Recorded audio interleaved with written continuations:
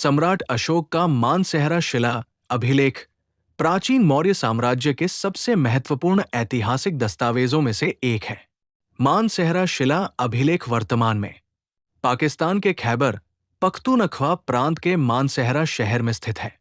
ये प्राचीन काल के प्रसिद्ध उत्तरापथ के करीब पहाड़ियों के बीच 3 विशाल चट्टानों पर खुदा हुआ है।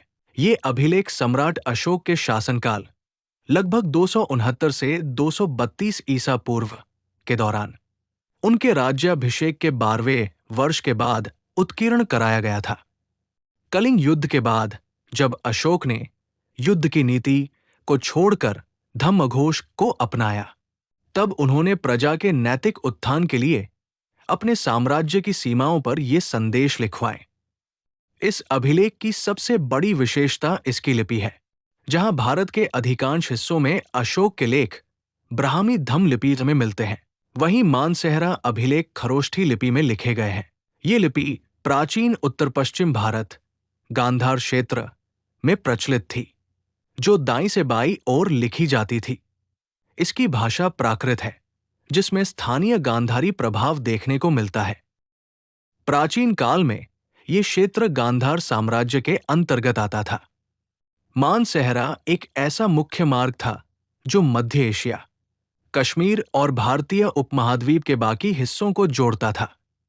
यहां से गुजरने वाले व्यापारियों, यात्रियों और भिक्षुओं तक अपनी बात पहुंचाने के लिए अशोक ने इस रणनीतिक स्थान को चुना था। इन चट्टानों पर उकेरे गए 14 राजाज्ञाओं में मुख्य रूप से धम्म की बातें शामिल हैं। जीवों के प्रति दया, पशुवध और अनावश्यक यज्ञों पर रोक लगाने की बात कही गई है। सहिष्णुता, सभी धार्मिक संप्रदायों के प्रति सम्मान और विचारों की शुद्धता पर जोर दिया गया है। लोक कल्याण चिकित्सा व्यवस्था मनुष्यों और पशुओं दोनों के लिए, और सड़कों के किनारे पेड़ लगाने व कुएं खुदवाने का उल्लेख है।